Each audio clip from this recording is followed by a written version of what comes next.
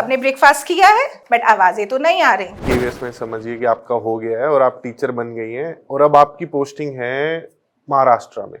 क्या आप मैनेज कर पाएंगी या आप सोचेंगी कि 2 साल बाद जब मुझे दिल्ली या मेरठ में जॉब मिल जाएगी तो मैं छोड़ दूँ? I am fit enough to compete with this society.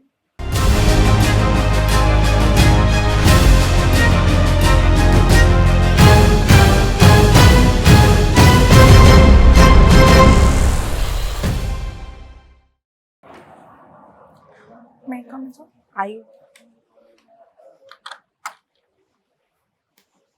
Good morning, ma'am. Good morning, sir. Good morning, sir. बैठिए, Thank you, ma'am. परिचय दीजिए आप। मैम, मेरा नाम प्रियंका त्यागी है। मैं मेरठ से बिलोंग करती हूँ। My father name is mister Vinod Kumar Tyagi. मेरी मम्मा का नाम रूबी त्यागी है।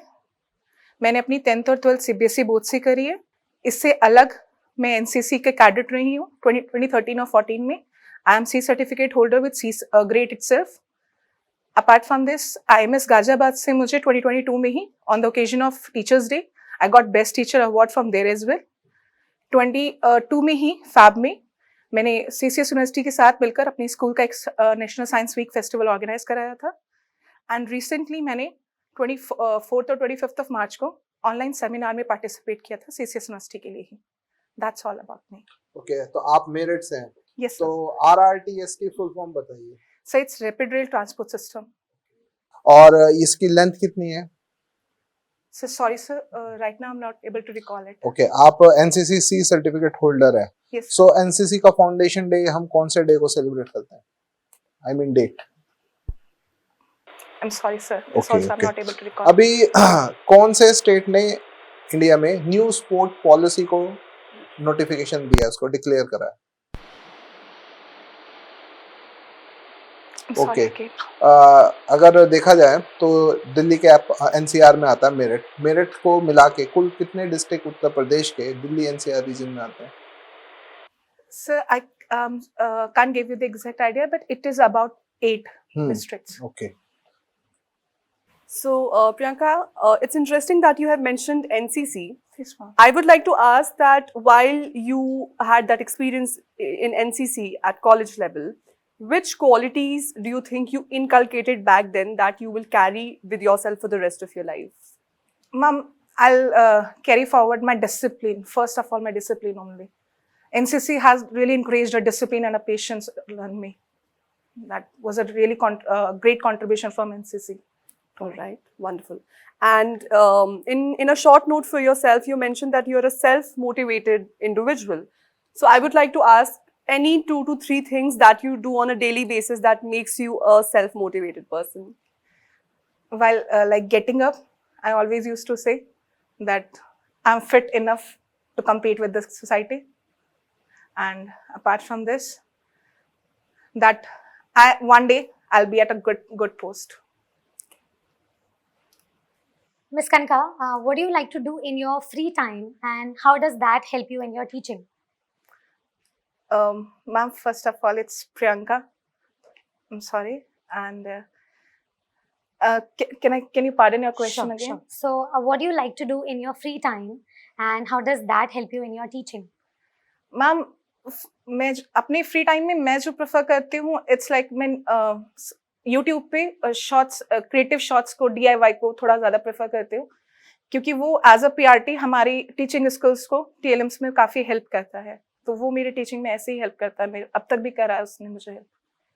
Sure. Thank you. तो जैसा कि आपने बताया कि आप TLMs के लिए वो करती हैं, तो TLM अगर मान लिया आपकी पोस्टिंग हो जाती है, आप KVS में टीचर बनती हैं और आपको मिल जाता है एक नक्सल एरिया मिल जाता है और आसपास TLMs खरीदने के लिए स्कूल में अवेलेबल नहीं है, तब आप कैसे करेंगे?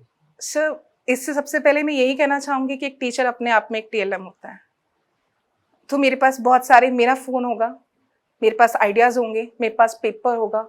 I can use those paper and glue in a different manner to prepare my TLM things for my students according to my lesson plans. अच्छा, ये पॉइंट हो गया। दूसरा, आप मैरिड हैं? Yes, sir. आपके हस्बैंड वर्किंग हैं या नहीं है? Sir, he's a businessman. जैसे केवीएस ने 2018 में अपने सभी इंटरव्यूज कंडक्ट किए थे, जिसमें उन्होंने अपने इंटरव्यू को 2 हिस्सों में डिवाइड कर लिया था, जिसमें एक में आपका परिचय, आपके एजुकेशनल क्वालिफिकेशन और उससे रिलेटेड आपसे क्वेश्चन पूछे जाते थे, जिसमें बीच में जीके के क्वेश्चंस भी डाल दिए जाते थे, साथ में करंट अफेयर्स के क्वेश्चन, आप कहाँ से आते हैं उससे संबंधित सवाल, ये सारी चीज़ें होती थी।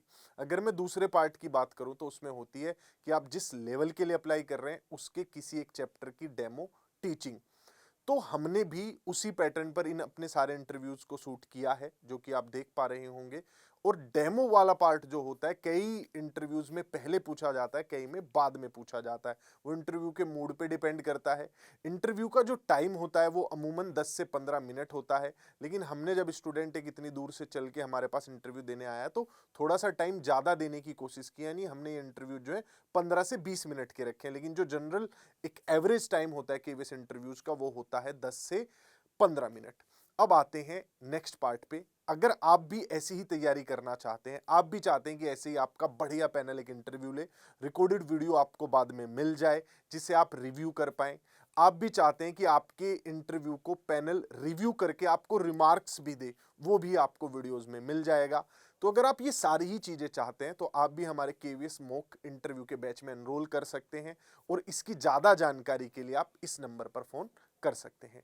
अगर आपको फिर भी कोई डाउट रह जाए तो नीचे डिस्क्रिप्शन में एक लिंक दिया गया है, उस पे जाकर भी आप फॉर्म फिल कर सकते हैं। टीम आपसे अपने आप कनेक्ट कर लेगी। बेस्ट ऑफ लक आप सभी को आपके केवीएस के इंटरव्यूज के लिए।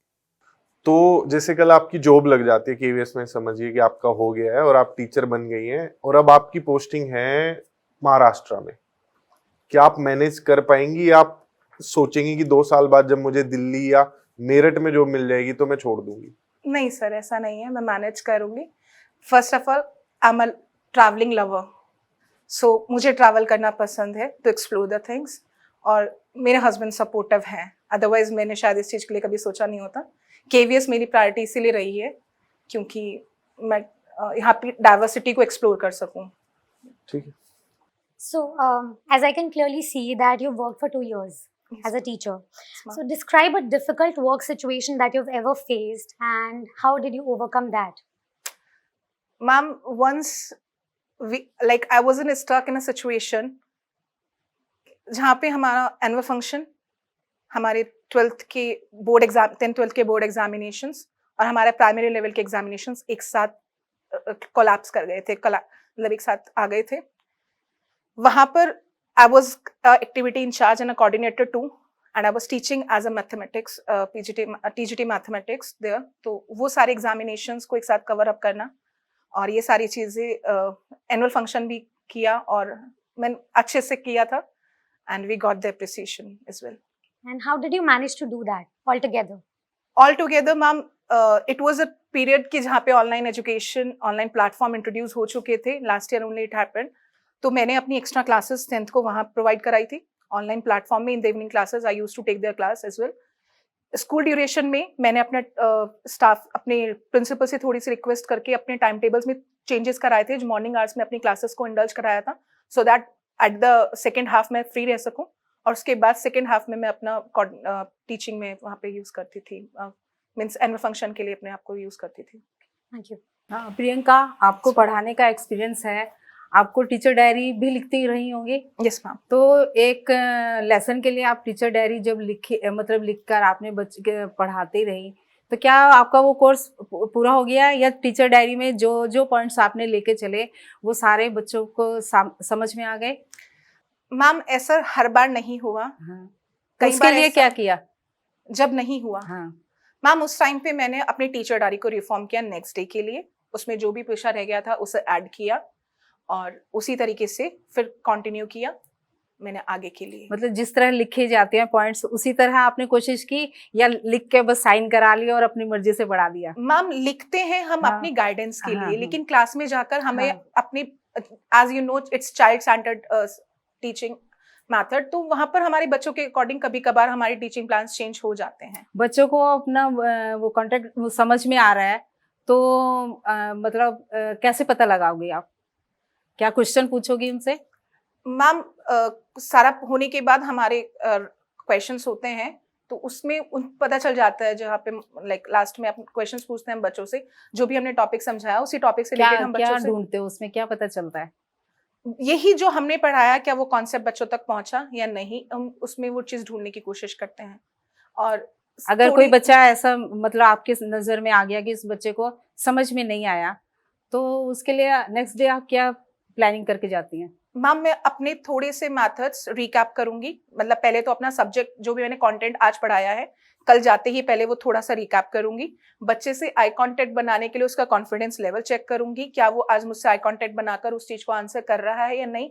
अगर आज भी उसने आई कांटेक्ट बनाकर मुझे आंसर नहीं करा है तो मैं फिर उससे आई कांटेक्ट बना के इसे क्विक समरी दूंगी, और अगर मुझे वहां भी डाउट रह जाता है तो मैं उसे रेमेडियल क्लासेस के लिए सजेस्ट करूंगी। चलिए, आप बच्चे के साथ आई कांटेक्ट बना रहे हैं, तो बाकी जो बच्चे हैं मैम समझे- हमारा आई कांटेक्ट बच्चों तक ही नहीं रहता, वो हाँ। मेरा शिफ्ट होता रहेगा। मैं उस बच्चे को कांटेक्ट में भी रखूंगी और बाकी क्लास को भी एक रैंडम व्यू दूंगी। ओके। अच्छा, अभी हम नेक्स्ट पार्ट पे चलते हैं और आपका कोई आप अपना फेवरेट सब्जेक्ट बताएंगे?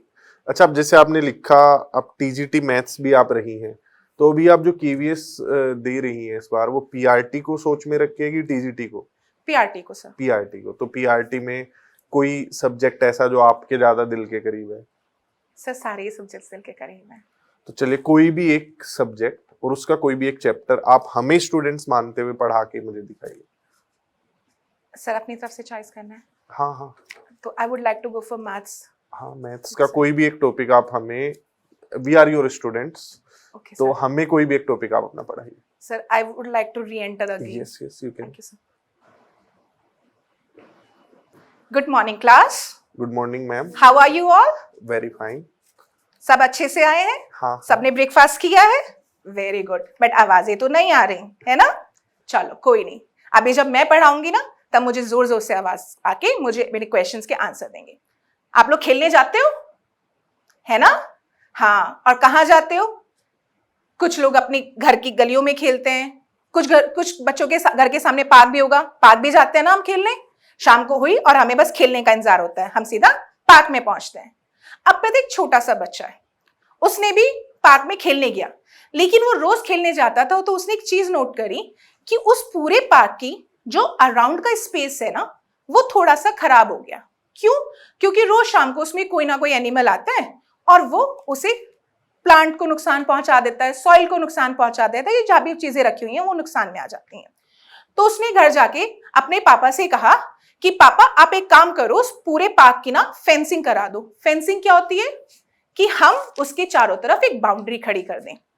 तो उसके पापा ने कहा ठीक है, मैं फेंसिंग तो करा दूंगा, वायर की फेंसिंग कराऊंगा मैं, लेकिन पहले तो मुझे ये बताओ कि कितनी टोटल वायर चाहिए मुझे। अब वो सोचने लगा, तो क्या किसी को पता है कि अगर हमें एक पार्क की टोटल फेंसिंग करनी हो तो हम क्या करेंगे? कैसे पता करेंगे कितना टोटल? कोई हेल्प कर पाएगा उस बच्चे की आज? कोई नहीं, हम कराते हैं। आज आप सब उस बच्चे की हेल्प करोगे। कैसे करेंगे? हम जाएंगे और हम पहले ये देखेंगे कि वो पार्क किस शेप का है। अब हम एज्यूम कर लेते हैं कि वो पार्क रेक्टेंगल शेप का होगा। अब रेक्टेंगल शेप कौन सी होती है? जो आपके ब्लैक बोर्ड की शेप है, ये भी रेक्टेंगल है। आपके जो टेबल है ये भी रेक्टेंगल है। क्यों? क्योंकि इसकी अपोजिट साइज जो है वो इक्वल है।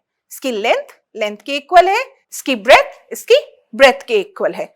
तो ये एक रेक्टेंगल है। उस बच्चे का पार्क भी रेक्टेंगल है।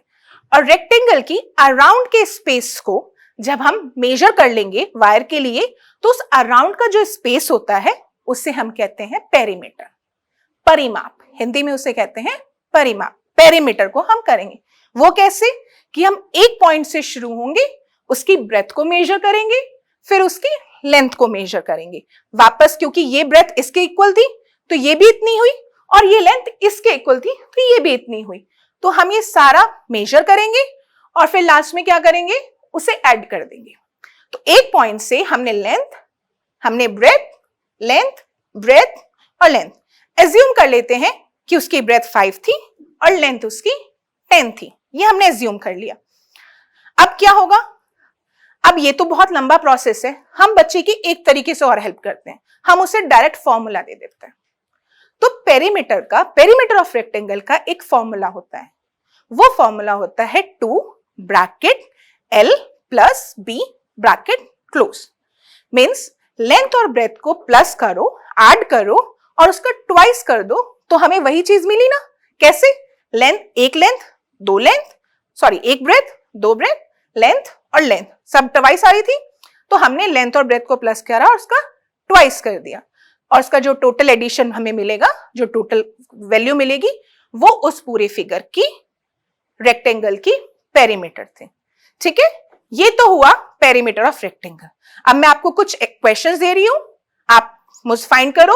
जब हम पूरा श्योर हो जाएंगे, अपने फॉर्मूले को जस्टिफाई कर लेंगे, फिर घर जाकर मैं भी उस बच्चे को बता दूंगी कि आपको ये करना था। That's all from my side. Thanks. जैसे आपने हमें मैथ्स का टॉपिक पढ़ाया, तो मेरा इससे रिलेटेड एक पॉइंट ये था कि आप जब हमें पढ़ा रही हैं तो आप ऐसी चीजों का यूज कर रही हैं जो कि अभी यहाँ पे नहीं है।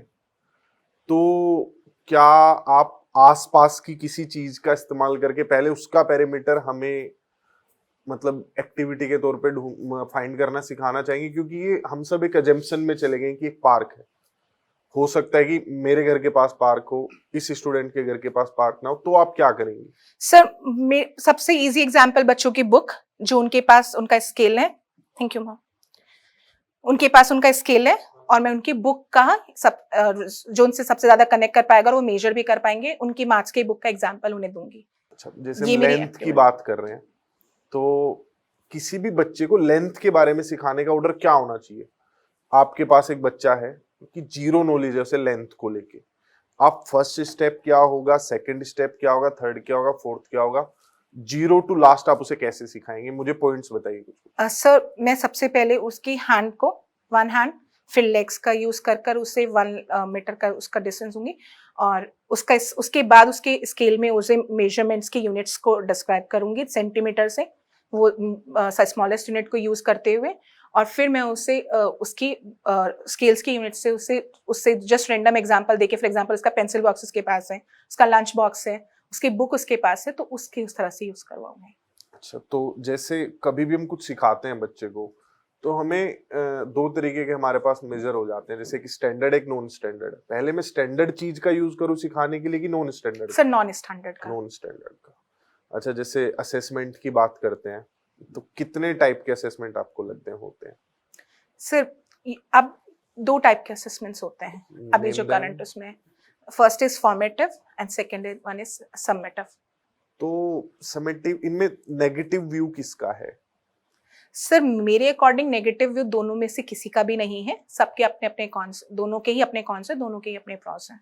अच्छा, तो जैसे समेटिव इवैल्यूएशन जो होता है, जो असेसमेंट करते हैं हम लोग, उसके नेगेटिव एस्पेक्ट को खत्म करने के लिए अब से 5-10 साल पहले कुछ किया गया था। क्या किया गया था? सर वो सीसी पैटर्न इंट्रोड्यूस किया गया था। उसकी फुल फॉर्म आप मुझे बता सकती हैं? Sir it's I think it's cumulative. I'm sorry, sir, I'm not getting the complete continuous full form. Comprehensive evaluation. Evaluation. अब इसमें क्या होता है, जैसे कि एक स्टूडेंट है आपका और वो पूरे साल काफी अच्छा परफॉर्म उसने किया, लेकिन वो एग्जाम से 4 दिन पहले बीमार पड़ गया और इसकी वजह से या तो एग्जाम दे नहीं पाया है या वो एग्जाम में परफॉर्म नहीं कर पाया या फेल हो गया है। अब आप क्या उसे ये क्लास आगे उसे प्रमोट किया जाएगा, कैसे मोटिवेट किया जाएगा, क्या अप्रोच होगी एज ए टीचर आपकी? सर सबसे पहले मैं उसके प्रीवियस एग्जामिनेशंस को देखूंगी कि उसमें उसने क्या स्कोर किया है। अगर वो एक बिलो एवरेज स्टूडेंट है तो मैं उसे फिर से सजेस्ट करूंगी कि मैं उसे थोड़ा सा मोटिवेट करके उसे री एग्जाम की कंसिडरेशन दूंगी। अगर वो एवरेज स्टूडेंट है तो मैं उसे रैंडम ओरल एग्जामिनेशन पे, अगर वो अभी भी बीमार है तो मैं ओरल एग्जामिनेशन के बेसिस पे या प्रीवियस नॉलेज की इन्फॉर्मेशन उससे लेते हुए वहां से उसे कंसिडर कर लूंगी। अगर वो एक अच्छा एवरेज स्टूडेंट है तो सर मैं उसके मार्क्स देखकर उसे प्रमोट करूंगी और आगे आने के लिए उसे अपॉर्चुनिटी दूंगी। ठीक है, दैट्स ऑल।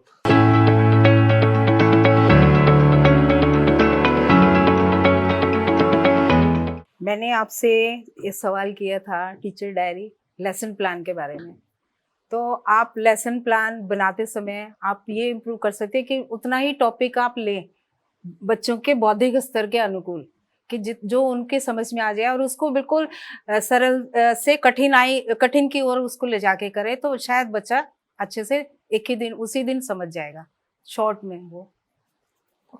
जीवेश सर आप कुछ? बाकी आपका कॉन्फिडेंस लेवल तो मेरे को बहुत अच्छा लगा। थैंक यू और जब आप अपने आप को इंट्रोड्यूस करें, जैसे आपने बताया कि मैं यहाँ से बिलोंग करता हूँ, मैं एनसीसी कैडेट हूँ, तो उनके बारे में आपके पास इंफॉर्मेशन होनी चाहिए। जैसे आपने कहा कि आप सी सर्टिफिकेट होल्डर है, सी सर्टिफिकेट के लिए तो एग्जाम होता है।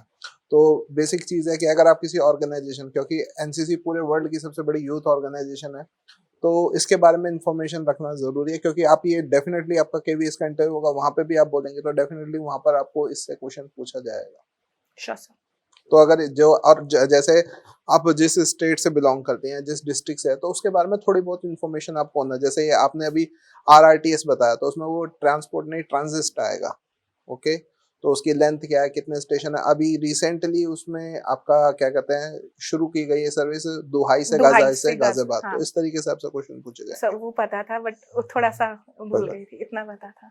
Priyanka, I really like your confidence, and I, in fact, really liked your demo as well. You were very Thank you. proactive. Thank you. But as far as your diction and your speech is concerned, I would like to add that in your introduction, आपने एक line break करके बोली थी। Introduction में it's better if you say it out in a flow.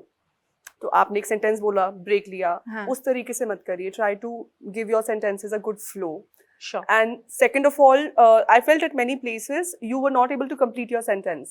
So your body language was in action, but you dropped your sentences. So हमें नहीं पता आप आगे क्या जवाब देंगी, और जो interviewers हैं वो imagine नहीं कर सकते हैं या assume नहीं कर सकते हैं. So it's better that you complete your sentence and then you move to the next answer. Sure. Priyanka, first of all, I love your confidence, and everything is perfect except the fact that if you're not able to get any answers right, you could just say that I'm afraid I'm not able to recall it. That's the only feedback I'd give you. आपके सारे points अच्छे थे, लेकिन वही जो ma'am ने बोला, आपका जो मतलब आपकी इतनी अच्छी बोलने की सारा लहजा है, लय बड़ी अच्छी है, लेकिन आपके इंट्रोडक्शन में वो नहीं दिखा। बाद में मुझे दिखा जब आप कंफर्टेबल हो गए थे, स्टार्टिंग में नहीं दिखा। स्टार्टिंग में लगा कि ये शायद जितने सारे आपके पॉइंट्स थे ना, मैंने काफी ध्यान से सुना है तो मैं सुन पाया हूँ, लेकिन वो जैसे बीच बीच में कि मैंने एनसीसी सर्टिफिकेट लिया हुआ है, तो वैसी चीजें थी, तो एक उसमें थोड़ा सा और आप उसे बेटर कर सकती हैं। और इंग्लिश जब भी आप बोलते हैं तो काफी अच्छा बोलते हैं, काफी अच्छी उस पर आपकी पकड़ है। कोई ऐसा नहीं कि आप इंग्लिश में नहीं कम्युनिकेट कर सकते हैं। बढ़िया लय था हिंदी और इंग्लिश का आपका दोनों का। और एक जैसे मैम ने आपका नाम जब गलत लिया था ना, तो उसे करेक्ट करने के लिए और पोलाइट वे यूज किया जा सकता है। समटाइम क्या होगा कि आप सही कर रहे हो, लेकिन वो उस इंटरव्यूअर के माइंड में आपका एक नेगेटिव एस्पेक्ट डाल सकता है, तो आप पोलाइटली उसे थोड़ा सा और बेहतर तरीके से उसे अपना नाम को बताएंगी। Ma'am my name is Priyanka, I think आप उस टाइम पे नहीं अच्छे से सुन पाए, तो ऐसे आप बोल के जब शुरू करेंगे तो ये रहेगा। टीचिंग आपकी परफेक्ट थी, डेमो में आपने सारी चीजें यूज की, बस थोड़ा सा एक जैसे जो आपने पार्क वाला एग्जाम्पल लिया, वो स्टार्टिंग में एक हाइपोथेटिकल एग्जाम्पल हो गया था जो वहां नहीं था। आप कुछ ऐसा एग्जाम्पल ले सकती थी, स्कूल का आप एग्जाम्पल ले सकती थी। फॉर इंस्टेंस आप बच्चों के प्लेग्राउंड के बारे में बोल सकती थी। मतलब पार्क वाज फाइन, बट किस बच्चे के घर के पास पार्क है नहीं है, लेकिन स्कूल की चीजों के बारे में हमें पता है, वो हमारे सामने है कि हर बच्चा इसे यूज कर ही रहा है। तो everything was perfect. I think you will rock in your interview. Thank you sir. Also, Priyanka, one thing, आपने बाल जैसे पीछे घुमा के ट्विस्ट करके डाल रखे हैं। मैम मैं बन बनाऊंगी जी हाँ। मैं यहाँ पे हैंड कर रखा था, मैं चाहती थी बट मैं वो नहीं कर पाई। जी नो Sorry. प्रॉब्लम। सो हाँ, आइदर अ बन I'm going to और मे bun. Be straight tie it down, but ऐसे ट्विस्ट करके मत। हाँ मैं उसे करिएगा। बन बनाऊंगी। जी जी Sure. Better. Thank you sir. Thank you. All the best.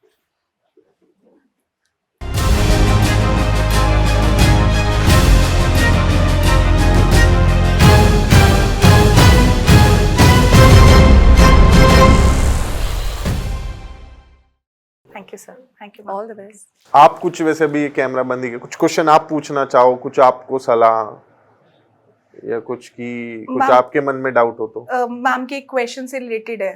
Ma'am कई बार ऐसा होता है ना, जिससे हम लोग को बताया गया है कि जैसे डायरीज में यूजुअली ऐसा होता है, हम कितना भी परफेक्ट चले जाएं, लेकिन क्लास में हमारे पास हो ही जाता है कि सम डेज एक्सपीरियंस भी किया है हमने कि वो टॉपिक भी हम शुरू नहीं कर पाते। बच्चों के इंडक्शन में इतने क्यूरियस क्वेश्चन आ जाते हैं कि हम अपने उस छोटे से टॉपिक को भी पर्टिकुलर डे में नहीं कंप्लीट।